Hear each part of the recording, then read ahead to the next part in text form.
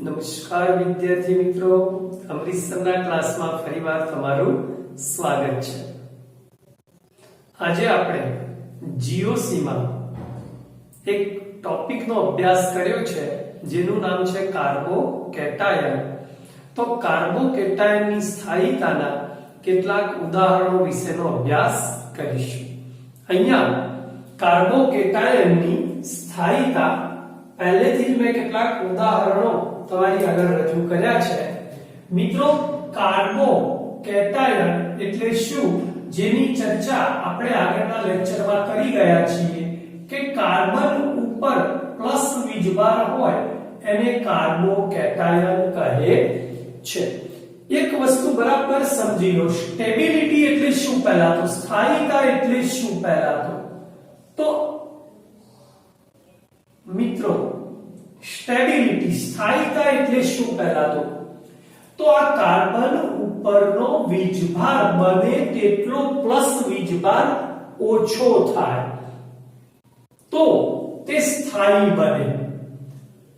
જો તેને ઇલેક્ટ્રોન આપવામાં આવે તો ઇલેક્ટ્રોન એ માઈનસ ચાર્જ છે અને આ પ્લસ ચાર્જ છે, માટે શું બને, તટસ્થ બને। એટલે પેલો પ્લસ ચાર્જ શું થાય છે, ઘટે છે। પ્લસ ચાર્જ ઘટે તો સ્થાયીતા વધે છે।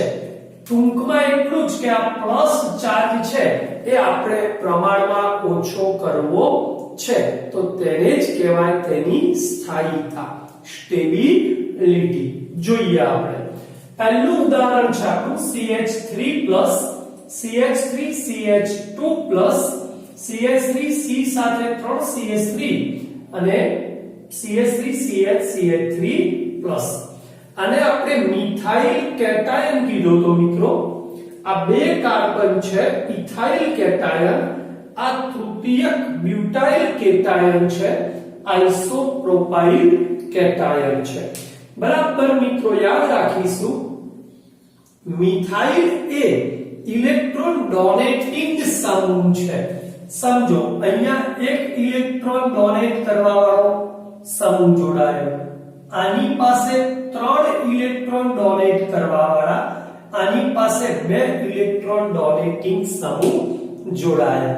બરાબર સમજો, આને ઇલેક્ટ્રોન 1 મળે છે, એક થી મળે છે, આને 3 થી મળે છે, આને 2 થી, આને કોઈ મળતો નથી। સમજો તો કોનો પ્લસ ચાર્જ સૌથી નાનો થશે, જેનો પ્લસ ચાર્જ સૌથી ઓછો તેની સ્થાયીતા વધારે। તો મિત્રો આને 3 આપવા વાળા છે, કારણ કે ઇલેક્ટ્રોન આપવા વાળા સમૂહ વધારે છે માટે આનો પ્લસ સૌથી નાનો બનશે। તો સૌથી વધુ સ્ટેબલ કયો આવશે, C, પછી D, પછી B અને પછી A। તો આ રહ્યો આપણો આન્સર, સ્ટેબિલિટી। ખૂબ જ સરળ છે। ઓકે, નંબર 2 આપણને આપ્યો છે A તરીકે આ સ્ટ્રક્ચર છે, બીજું છે અને ત્રીજું છે।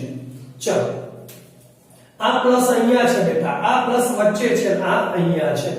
આપણે સમજી શકીએ છીએ કે આ પ્લસ અહીંયા છે કે આ 1,0 પ્રકારનો કાર્બોકેટાયન છે, પ્રાથમિક કાર્બોકેટાયન। આ કાર્બોકેટાયન સાથે 3 સમૂહ જોડાયા છે, 3,0 પ્રકારનો કાર્બોકેટાયન છે, આની સાથે 2 કાર્બન છે, આ 2,0 પ્રકારનો કાર્બોકેટાયન છે। સમજી શકીએ આને આપવા વાળા સમૂહ 1, 2 અને 3 છે, આને આપવા વાળા સમૂહ 2 છે, આને આપવા વાળો સમૂહ માત્ર 1 જ છે। તો તમે જાતે એની સ્ટેબિલિટી નક્કી કરી શકો છો। એક વખત લખી દો, વિડિયો પોઝ કરીને હું જવાબ લખી રહ્યો છું। ઓકે, ચલો કયો આવશે પહેલો, સૌથી વધારે સ્ટેબલ B, પછી C અને પછી A। બોલો સાચો આન્સર મિત્રો તમારો? ઓકે, ચલો નંબર 3 આપણી પાસે સાયક્લોહેક્સેન બધામાં કોમન છે। સમજો ફરીથી આના જેવો ને જેવો જ આ પ્રશ્ન છે। તો સમજી શકો આ પ્રાથમિક પ્રકારનો 10 ટાઈપ છે, આ તૃતીયક પ્રકારનો 30 કાર્બોકેટાયન છે, આ બે સમૂહ જોડાયા 20 છે. તો ફરીથી તમે સમજી શકો છો કયો જવાબ આવશે? બી, પછી સી અને પછી એ. ઓકે, એના એ જ જવાબ છે 30, 20 અને 10. ખૂબ જ મહત્વનો એક્ઝામ્પલ જોઈ રહ્યા છીએ આપણે, ખૂબ જ મહત્વનો એક્ઝામ્પલ. આના માટે સમજો, આપણી પાસે એક ઓક્સિજન છે અને એક નાઇટ્રોજન છે. અહીંયા ઓક્સિજન છે, અહીંયા નાઇટ્રોજન છે. હવે એક વસ્તુ યાદ રાખશો, પહેલું આ બધા પ્લસ એક જ સ્થાને છે, તો પહેલું અંતર, ડિસ્ટન્સ જોવાનું બેટા સૌથી પહેલું, પછી એની સંખ્યા જોવાની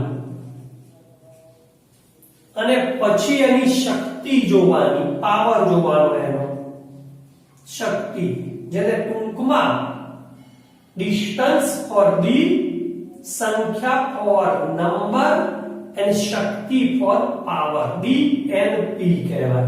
તમને એમ થશે કે સર આ શું છે? તો જોજો બરાબર, પહેલા અંતર ઉપર ડિપેન્ડ કરવાનું, અંતર જેટલું દૂર એને પહેલું ગણવાનું, નજીક છે કે દૂર છે, પછી એની સંખ્યા ગણવાની અને પછી એનો પાવર ગણવાનો. પાવર એટલે વિદ્યુત ઋણતા. ચાલો મિત્રો, આનો જવાબ શું આવે?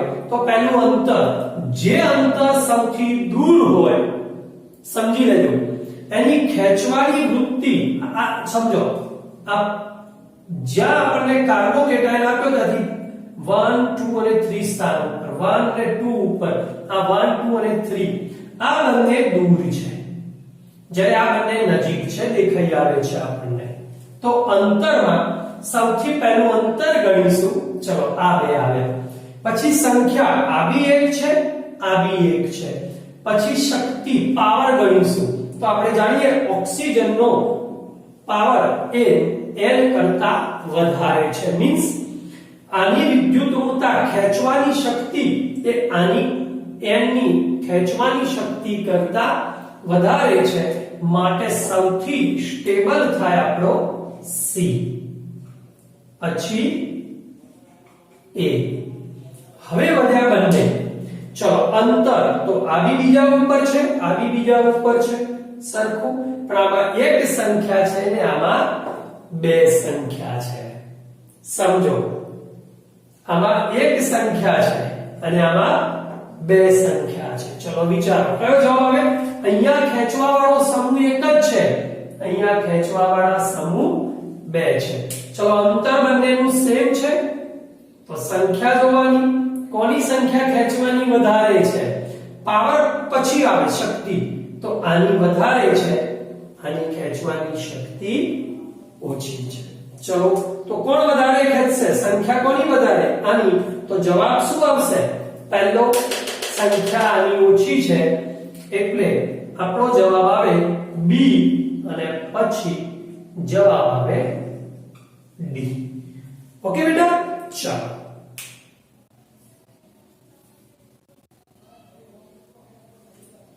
C, A, B, D. હવે એક સરસ મજાનો ઉદાહરણ જોઈ રહ્યા છીએ. આ બી ડિસ્ટન્સ ઉપર ડિપેન્ડ કરે છે બેટા. CH2 ઉપર પ્લસ બધામાં કોમન છે, જોઈ લો, પરંતુ NO2 સમૂહે ઇલેક્ટ્રોન વિથડ્રોઈંગ ગ્રુપ છે, જે મેં કાર્બોકેટાયનમાં ચર્ચા કરેલી છે. ઇલેક્ટ્રોન વિથડ્રોઈંગ છે, ખેંચવા વાળું ગુજરાતીમાં. હવે આપણે કોમન સેન્સ થી સમજી શકીએ છીએ કે ખેંચવા વાળો સમૂહ હોય ઇલેક્ટ્રોનને તો પ્લસ વધે, ખેંચવા વાળો સમૂહ હોય તો પ્લસ વધે, ખેંચવા વાળો હોય તો પ્લસ વધે. સૌથી વધારે ખેંચવા વાળો સમૂહ નજીક ક્યાં છે? આ. તો આ સૌથી ઓછો, કારણ કે પ્લસમાં વધારો થયો એટલે અસ્થાયી બન્યો. તો આમાં સ્થાયી કયો આવશે? C સૌથી પહેલો, પછી B અને પછી A. C, B, A આપણો જવાબ આવશે. ક્લિયર મિત્રો? ચલો હા, બહુ જ મહત્વનું ઉદાહરણ છે. એક વસ્તુ મિત્રો સમજી લેજો, કાર્બોકેટાયન એ સંતૃપ્ત હોય અને કાર્બોકેટાયન અસંતૃપ્ત હોય તો સંતૃપ્ત કાર્બોકેટાયન ઓલવેઝ અસંતૃપ્ત કાર્બોકેટાયન કરતા વધારે સ્થાયી હોય. આ સમજો બરાબર. તો અહીંયા આ ત્રણમાં સંતૃપ્ત કયો છે? સંતૃપ્ત એટલે જેમાં પાઈબંધ ન હોય તેવા. તો આ સૌથી વધુ સંતૃપ્ત છે અને આ સૌથી ઓછો સંતૃપ્ત છે. તો જવાબ તમે શોધી શકો છો બેટા. સંતૃપ્ત હોય એ અસંતૃપ્ત કરતા સૌથી વધારે સ્થાયી હોય. તો પહેલો જવાબ આપણો સંતૃપ્તમાં A આવી ગયો અને અસંતૃપ્તમાં C આવી ગયો. બોલો ક્લિયર? હવે બાકી બે રહ્યા. તો આપણે જાણીએ છીએ કે આમાં દ્વિબંધ છે અને આમાં વિશિષ્ટ દ્વિબંધ છે. તો કયો આવશે જવાબ? બોલો હવે. આમાં દ્વિબંધ છે અને આમાં વિશિષ્ટ પ્રકારનો દ્વિબંધ આવેલો હોય છે. ચલો તો કયો આવશે? પછી B, પછી D અને C. ઓકે, ચલો સાતમો. ફરીથી આ અસંતૃપ્ત છે, સૌથી ઓછો એ તો આ સેકન્ડરી પ્રકારનો આવે. અને આ અસર -i અસર લાગુ પડે એની, કારણ કે આનું સમજી શકો છો -i અસર આની. એટલે B. જવાબ આવે આપણો C, B અને A. ચલો બહુ મહત્વનો આઠમો એક્ઝામ્પલ.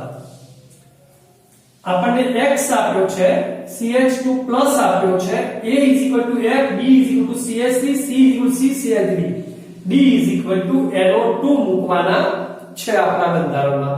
ચલો પહેલો સૌથી વધુ સ્થાયી આપવા વાળો હોય સ્થાયી, તો આ બે આપવા વાળા થશે.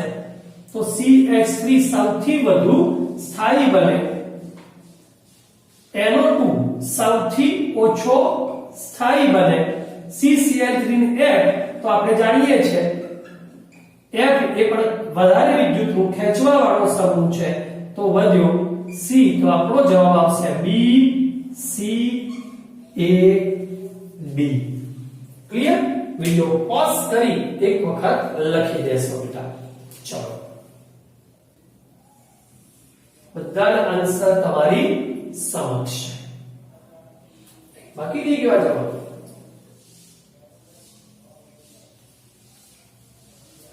કાર્બોકેટાયનની સ્થાયીતા માટે મેં તમને હમણાં જ કીધું પ્લસ નાનો થવો જોઈએ.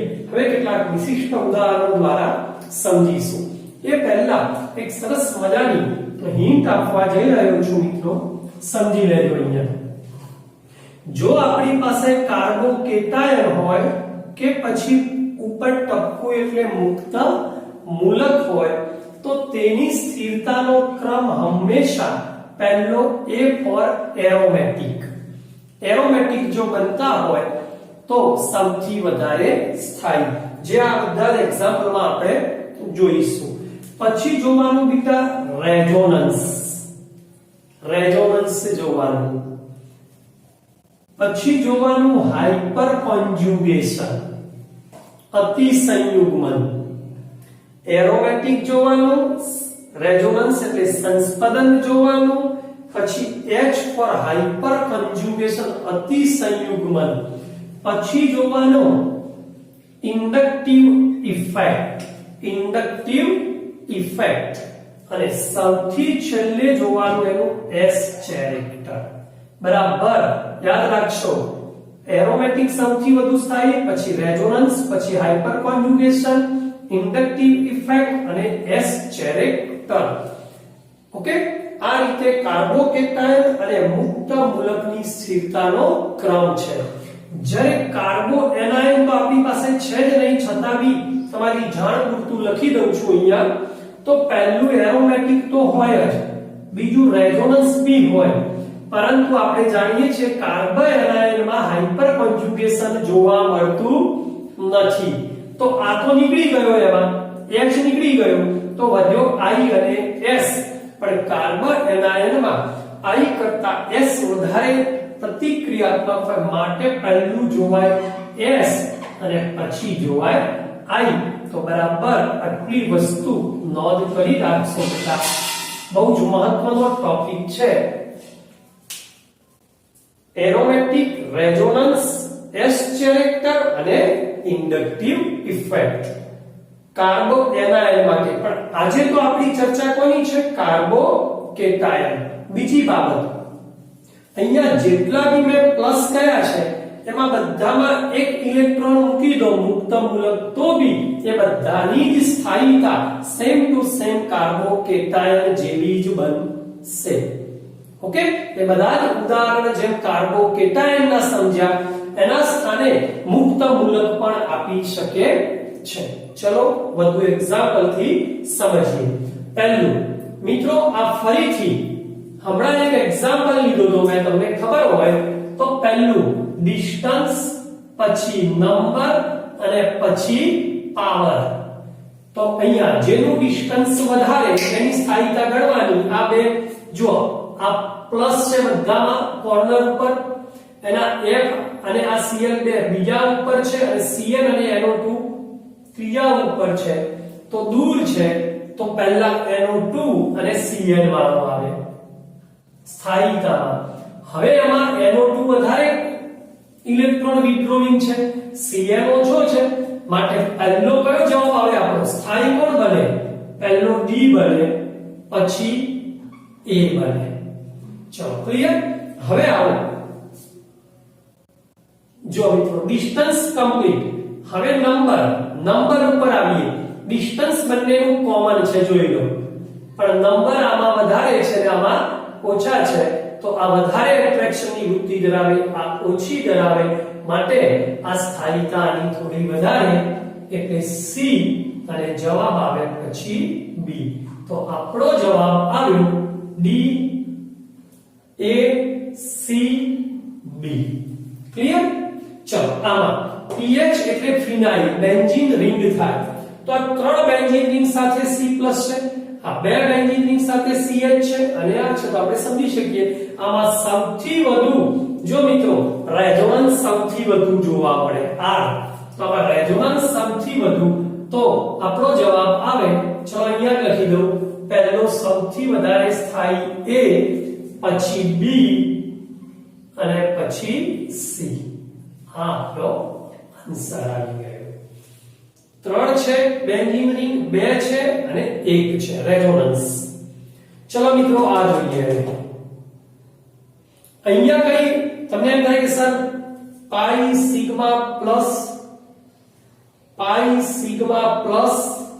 અહીંયા તો કઈ નથી, તો આ તો રેઝોનન્સ છે. સાથે સાથે એક વસ્તુ સમજો બેટા, આ ઓક્સિજન છે ને એ ઇલેક્ટ્રોન યુગ્મ આકર્ષક વાળો છે, એટલે આ અહીંયા પોતે ખેંચવાની વૃત્તિ ધરાવશે. આ પાઈ બંને ખેંચવાની વૃત્તિ, એટલે આ બી એની તરફ ખેંચાય, એટલે આના પ્લસમાં વધારો થાય. આ બી ખેંચવાની વૃત્તિ ધરાવશે મિત્રો, એટલે આ અહીંયા ખેંચે માઈનસ ચાર્જ, એટલે આ અહીંયા ખેંચાય. આ ખેંચવા વાળો સમૂહ, આ આપવા વાળો સમૂહ. જ્યારે અહીંયા એવો કોઈ સમૂહ છે નહીં, તો આપણો આનો જવાબ શું આવશે મિત્રો? C પહેલો, પછી જો અહીંયા એક ખેંચવા વાળો છે અને એક આપવા વાળો છે, અહીંયા ખેંચવા વાળો છે એટલે પ્લસ વધી જાય, એટલે પછી B અને પછી A. C B A. ચલો આમાં વિચારો. મેં હમણાં જ કીધું પહેલું એરોમેટિક, તો જોઈ લો આમાં એક બી એરોમેટિક છે. યસ, આ એરોમેટિક છે અને એની સાથે રેઝોનન્સ બી છે પાઈ સિગ્મા પ્લસ, તો C is more, સૌથી વધારે C. પછી રેઝોનન્સ, ચલો રેઝોનન્સ, તો આમાં પાઈ સિગ્મા પ્લસ, અહીંયા પાઈ સિગ્મા પ્લસ, અહીંયા રેઝોનન્સ વધારે છે, અહીંયા ઓછું છે, તો B અને પછી A. ક્લિયર મિત્રો? C B A. ચલો આમાં જોઈએ. ફરીથી એરોમેટિક એક બી નથી, પાઈ સિગ્મા પ્લસ જો પાઈ સિગ્મા પ્લસ સિગ્મા બને છે તો અહીંયા રેઝોનન્સ સૌથી વધારે છે તો આપણો જવાબ આવે સી પાઈ સિગ્મા પ્લસ જવાબ આવે બી અને પછી આવે આઈ અસર આ રહે બેટા પ્લસ ની બાજુમાં હોય આઈ અથવા હાઇપર કોન્જ્યુગેશન પણ કહેવાય એચ અસર 4h છે માટે આ આવે આપણી કઈ અસર થઈ હાઇપર કોન્જ્યુગેશન તો એ આપણે આ જવાબ લખીને આવીએ પણ એબ્સોલ્યુટલી રોંગ કેમ હવે મિત્રો તો અહીંયા પાઈ સિગ્મા પ્લસ સિગ્મા પાઈ સિગ્મા છે રેઝોનન્સ છે પરંતુ આ કમ્પાઉન્ડ છે એન્ટી એરોમેટિક બને છે જોઈ જુઓ અને મેં તમને એરોમેટિકતાના મુદ્દામાં અથવા ટોપિકમાં વાત કરી હતી કે એન્ટી એરોમેટિક બને ને ત્યારે તેની સ્થાયીતા સૌથી ઓછી બને છે માટે આ સી છે ને એ સૌથી ઓછો સ્થાયી બની જાય ક્લિયર અહીંયા આવ્યા બેટા જો બધા રેઝોનન્સ માં છે રેઝોનન્સ એટલે સંસ્પંદનમાં પાઈ સિગ્મા પ્લસ અહીંયા પાઈ સિગ્મા પ્લસ અહીંયા પાઈ સિગ્મા અને પ્લસ તો આ બે રેઝોનન્સ માં છે આ રેઝોનન્સ માં નથી ચલો હવે વિચારો કયો આવશે જવાબ બેટા એરોમેટિક નથી રેઝોનન્સ વિચારવાનું છે આપણે ચલો શું થશે રેઝોનન્સ સંતૃપ્ત છે એક અને પછી રેઝોનન્સ છે ઓકે તો શું જવાબ આવશે પાઈ સિગ્મા પ્લસ 2 એમાં બંનેમાં રેઝોનન્સ છે પરંતુ આને આપવા વાળો સમૂહ છે આ ખેંચવા વાળો બને કારણ કે હા અને આ ખેંચવા વાળો સમૂહ બને ખબર છે એસ કેરેક્ટર બંને તો જવાબ કયો આવશે મિત્રો એ જો આ પ્લસ નાનો થશે કેમ આ ખેંચવા વાળો સમૂહ છે આ બી ખેંચવા વાળો પેલાને કોઈ જ ખેંચવા વાળો સમૂહ નથી જરા ટેલી કરી લઈએ કયો આવે છે ઓકે સાચો છે એ બી અને સી એ બી અને સી ચાલો ક્લિયર છે બહુ સરસ મજાનો એક્ઝામ્પલ લખ્યો છે જો બેટા પાઈ સિગ્મા પ્લસ ફરીથી રેઝોનન્સ અહીંયા O સાથે પ્લસ છે આ O સાથે પ્લસ છે આ રેઝોનન્સ માં છે બેટા પાઈ સિગ્મા પ્લસ તમને એમ થાય કે સાહેબ લોર પેર સિગ્મા પ્લસ અને લોર પેર સિગ્મા પ્લસ રેઝોનન્સ માં ઓકે પરંતુ O ખેંચવા વાળો છે આ સમજો અને આમાં રેઝોનન્સ છે માટે A is more stable પછી કયું આવશે આ બી ખેંચે છે આ બી ખેંચવા વાળો સમૂહ છે પરંતુ આની જોડે પાછો બીજો સમૂહ sp2 સંકરણ છે અહીંયા sp3 છે તો એક સાથે C આવે અને પછી સૌથી ઓછો સ્થાયી B આવે ક્લિયર ચલો મસ્ત ઉદાહરણ છે ઓન્લી 1 મિનિટ નો આન્સર છે બેટા જો પાઈ સિગ્મા પ્લસ રેઝોનન્સ પાઈ સિગ્મા પ્લસ એનો રેઝોનન્સ જાતે જવાબ સોડવાનો આવડી જાય શું આવે બેટા કયો આવે સી બી એ ચાલો ક્લિયર ઓકે મિત્રો તો આજે કાર્બોકેટાયનની કેટલીક સ્થાયીતાનો અભ્યાસ કર્યો હજુ આપણે એરોમેટિક કાર્બોકેટાયન જોવાના બાકી છે જેનો થોડા સમય પછી આપણો સરસ મજાનો વિડિયો આવશે તેમાં જોઈએ મળીએ નેક્સ્ટ ક્લાસમાં ત્યાં સુધી અમરીશ તને રજા આપશો જય શ્રી કૃષ્ણ